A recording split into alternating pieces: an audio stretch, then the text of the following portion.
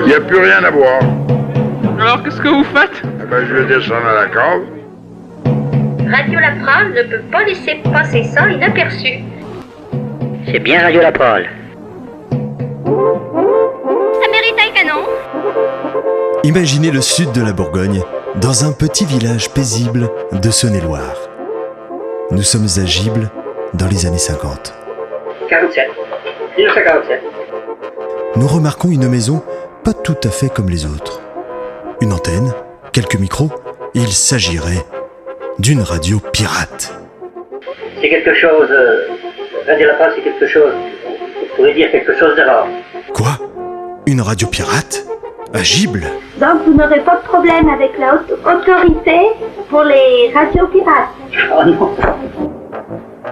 Mais qui a eu cette idée folle de créer ici, dans un petit village, une radio locale que tout le monde connaît si bien? Vous savez pas bien où c'est qu'on allait? Et les gens écoutaient ça. Mais c'est pour la radio. Radio Laprade? Oui. On connaît ça, ouais. Cette idée, elle vient de deux amis d'enfance, Paul Malatier et Jean Basset, dit Jean Basse. C'est bien Radio Laprade.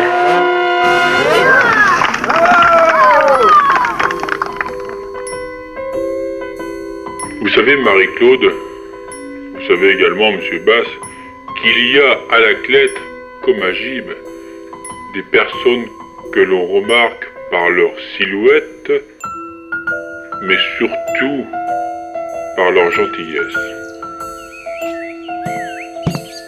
Je monte quelques escaliers, une porte s'ouvre. Les micros sont toujours là, posés sur la table. J'arrive dans le studio numéro 2 de Radio Laprade. Devant moi, deux speakerines de l'époque, Marie-Pierre Cortet et Marie-Claude Desroches. Pourriez-vous me raconter votre première rencontre avec Jean Basse? Rencontrer Jean Basset, c'était 1976 à peu près. Je suis venue habiter ici. Vos premières impressions? Oh, c'était un homme qui vous décontractait, il était souriant, il était... C'est vrai, hein? Oui. Un homme très sympa. Si je pouvais poser la question directement à Jean Basse, je lui demanderais sûrement mais comment vous est venue l'idée de créer Radio Laprade? Eh bien, c'est tout de suite après la guerre qu'on a fait ça. Et c'est grâce à un copain qui avait des connaissances techniques extraordinaires que Radio Laprade existe. Et c'est en novembre 1947 que tout a commencé. Jean Basse, il faisait un peu de maçonnerie, il aidait les parents, il engraissait des cochons, et puis quand il vendait les cochons, il donnait à son ami l'argent pour acheter le matériel pour Radio Laprade, voilà. On a récupéré des vieux postes à lampes, c'était des lampes à l'époque. On a scié des bouts de tuyaux pour faire des isolateurs, pas des bouts de tuyaux, des goulots de vitres. Alors après, il a fallu... enfin, je sais pas, je ne m'appelle pas bien parce qu'à l'époque, j'étais jeune. Hein. C'est quand même une drôle d'idée, dans un village comme ça, de faire une radio. Eh ben oui, deux amis qui ont fait partir Radio Laprade. Cette radio a été créée en 47? En 1947. En 1947. Vous êtes arrivé bien plus tard. C'était comment cette émission? Ça s'est passé comment? Vous vous souvenez de la première fois? Au début, parce que ma mère et ses trois sœurs, la famille Petit, ils habitaient combien à Vol d'Oiseau? 600 mètres. C'était pas tellement loin, quoi. Et c'était eux qui avaient la première radio à Laprade. La première émission, c'était... toute la prole était à l'écoute. C'était un événement. On avait mis toute la prole à l'écoute. Il y avait 25 postes récepteurs à Laprade. Alors bon, Paul Malatier, il était dans son studio avec Jean Basse. Ils ont fait... je sais pas ce qu'ils faisaient, ils chantaient. Alors, pour avertir, d'abord, je pense que coup de bicyclette. Et puis après... Oui, il n'y avait pas le téléphone. Il n'y avait pas le téléphone. Alors, c'était Jean Basse qui disait « Madame Petit, faites crier vos filles si ça s'entend. » Alors, au moyen de boîtes de conserve tapées les unes contre les autres. C'était la publicité de l'époque pour Radio Laprade, c'est ça? C'était pour avertir que ça C'était commençait. pour faire pour les essais, les premiers essais. Pour avertir qu'il y avait l'émission qui allait Eh passer. ben oui, que ça allait passer dans un poste simplement.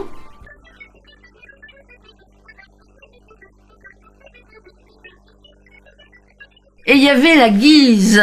La guise, vous savez. Alors qu'est-ce que c'est la guise? Eh ben c'est je crois qu'on l'utilise pour les chevaux, un truc assez long, pointu.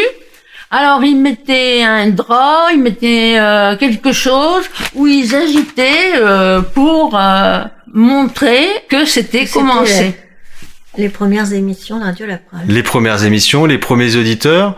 Vous, quand vous êtes arrivé après, Marie-Claude? Oh, mais moi je suis arrivée bien après parce qu'il y a eu la fille Ballandra. Monique Ballandra. Monique Ballandra, Monique Corneloup et Hélène Desmures. Oui, bah c'était dans les années 70. Parce qu'avant, il n'y avait pas de speakerine. Nous voici à notre premier jeu des 1000 francs à Radio Laprale. Nos deux candidats sont de Laprale. Le capitaine, qui n'a d'ailleurs pas de galon, Monsieur Joseph Delorme, mieux connu sous le nom de Joe. Il est exploitant agricole au hameau de Copvert. Il est encore célibataire, mais je crois que ce n'est plus pour très longtemps maintenant, a dit Madame Soleil. Et vous êtes arrivé du coup plus tard? Comment vous en êtes arrivé à faire de la radio? Jean-Baptiste Parce cherchait. qu'il venait souvent chez nous. Oui.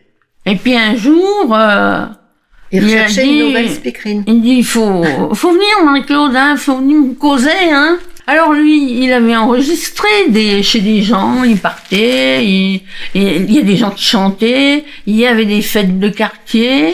Les fêtes de quartier, c'est plus tard, parce que j'allais Oui, interviewer c'est toi les gens. qui faisais le reportage. Voilà. Votre métier, c'était quoi à l'époque? Mon métier, eh ben, T'étais à la poste. j'étais à la poste, après j'ai fait de la couture à domicile, après j'étais femme de paysan. Rien ne vous prédestinait à faire de la radio? Bah non, mais j'étais quelqu'un qui aimait bien s'amuser. Voilà, Marie-Claude, il a fallu qu'elle dise quelque chose pour dire. Eh ben, si vous m'employez, c'est pas pour que je parle. Ouais, là, ça va déjà mieux, hein, parce qu'il y a des présentatrices qui sont là. Hein. C'est grâce à eux que l'émission existe. Chers auditeurs, bonjour.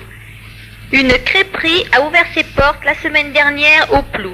À la belle saison, lorsque les tomates auront mûri dans le jardin du Palas, la crêperie laissera peut-être la place à une pizzeria.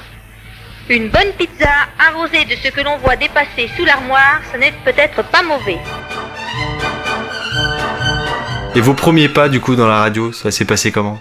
Eh ben, les premiers pas, je me suis retrouvée au studio.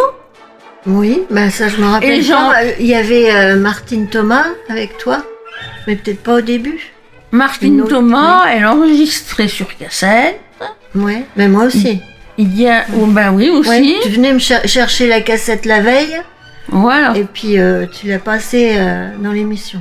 Et puis, Marie-Pierre, elle écrit tout. Tandis que moi, il y avait un petit truc. Ah, vous étiez, Oui, vous c'était étiez, plus improvisé. vous toi. c'était de l'impro. Quel est Ouais. un de vos meilleurs souvenirs d'enregistrement avec Jean Basse? Ah, le meilleur souvenir, c'est Jean Basse qui voulait que son cousin se marie.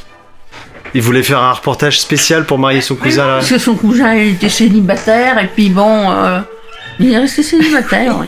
Oui, il y avait les potins un peu Oui, du coin. hein. du coin. C'est ça qui devait quand même bien fonctionner aussi dans l'émission, c'est que c'est local. Ça marchait, hein. Ouais. Les invités de ce soir surtout ne soufflez pas. 4 communes entourent Laprale. Je ne parle pas de celle de Gibles, car Laprale c'est Gibles. Mais les 4 communes qui nous touchent, il y a Montmelard, Châtenay et Quepers. Mais pour 1000 francs, quel est le nom de la 4e commune? Matour.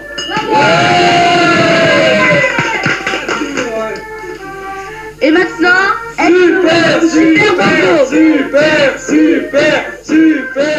Et même à un moment, Radio Cactus c'est peut-être intéressé un petit peu à... Ah, mais il est venu.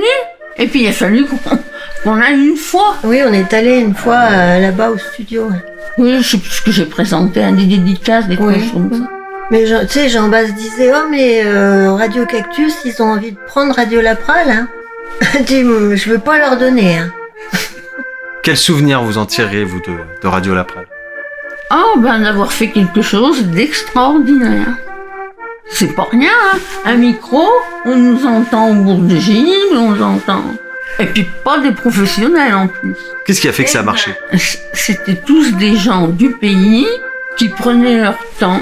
Je pense que c'est ça. Oui, c'est s'arrêter pour écouter Radio Laprale. Prendre le temps. Vous prenez le temps d'écouter Radio Laprale, oui. Et puis les autres auditeurs aussi, quoi. Un moment. Tout le monde aimait bien.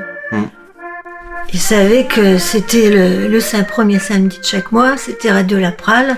Alors, ils arrêtaient tout pour écouter Radio Laprale. Moi, je veux savoir les impressions quand on a 80 ans d'une soirée comme ça. Oh, un plaisir immense. Elle en a les larmes aux yeux. Oh non, elle a un grand sourire, la Marthe. Oh, je suis heureuse. Oui, vous allez tenir jusqu'au jour, là. Je regrette d'avoir 80 ans, je voudrais mieux avoir 50 ans. Oui, mais 80 ans, mais c'est pas... Si vous deviez chacune définir dans un premier temps Jean Basse en deux mots. Marie-Claude. Il faut trouver le bon mot.